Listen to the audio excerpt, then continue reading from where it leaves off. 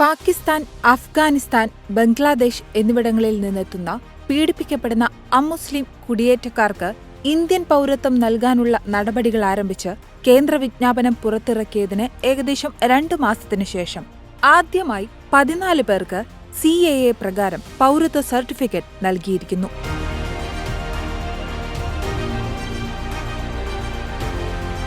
കേന്ദ്ര ആഭ്യന്തര സെക്രട്ടറി ശ്രീ അജയ് കുമാർ ഭല്ല ഡൽഹിയിൽ വച്ചാണ് അപേക്ഷകർക്ക് പൗരത്വ സർട്ടിഫിക്കറ്റുകൾ കൈമാറിയത്.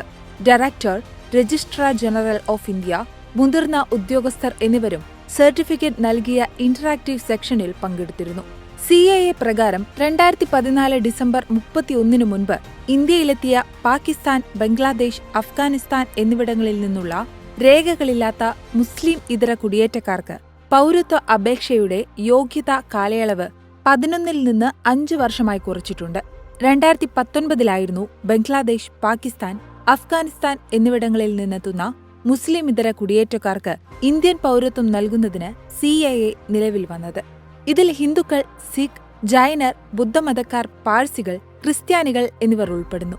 എന്നാൽ നിയമത്തിന് രാഷ്ട്രപതിയുടെ അംഗീകാരം ലഭിച്ചെങ്കിലും 4 വർഷത്തെ കാലതാമസത്തിനു ശേഷമാണ് ഈ വർഷം മാർച്ച് 11 ഇന്ത്യൻ പൗരത്വം അനുവദിക്കുന്ന നിയമങ്ങൾ പുറപ്പെടുവിച്ചത്.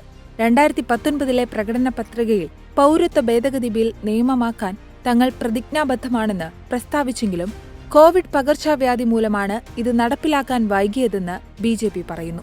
അതേസമയം വിജ്ഞാപനം വിവേചനപരവും ലോക്സഭാ തെരഞ്ഞെടുപ്പിന്റെ ഭാഗമായുള്ള നീക്കവുമാണെന്ന് പ്രതിപക്ഷം നിശിത വിമർശനമുയർത്തിയിട്ടുണ്ട്. എന്നിരുന്നാലും ഇസ്ലാം മതം ആചരിക്കുന്നതിന്റെ പേരിൽ പീഡിപ്പിക്കപ്പെടുന്ന ഒരു മുസ്ലിമിനെയും നിലവിലുള്ള നിയമങ്ങൾക്ക് കീഴിൽ നിന്നുകൊണ്ട് ഇന്ത്യൻ പൗരത്വം അപേക്ഷിക്കുന്നതിൽ നിന്ന് CAA തടയുന്നില്ലെന്നാണ് കേന്ദ്രം വാദിച്ചത്. എന്നാൽ നിയമവിരുദ്ധ കുടിയേറ്റക്കാരായി പ്രഖ്യാപിക്കാനും അവരുടെ ഇന്ത്യൻ പൗരത്വം എടുത്തുകളയാനും നിയമം ഉപയോഗിച്ചേക്കാമെന്ന ആരോപണത്താൽ CAA നടപ്പാക്കാനുള്ള തീരുമാനത്തിനെതിരെ രാജ്യത്തിന്റെ പല ഭാഗങ്ങളും വൻ പ്രതിഷേധത്തിനാണ് സാക്ഷ്യം വഹിച്ചത്. പക്ഷേ സർക്കാർ ഇത് നിഷേധിച്ചിരുന്നു.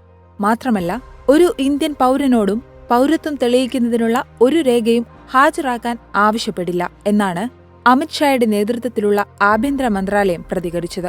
അനധികൃത കുടിയേറ്റക്കാരെ നാടുകടത്തുന്ന ദൗത്യവും പൗരത്വ നിയമം കൈകാര്യം ചെയ്യുന്നില്ലെന്ന് മന്ത്രാലയം കൂട്ടിച്ചേർത്തു.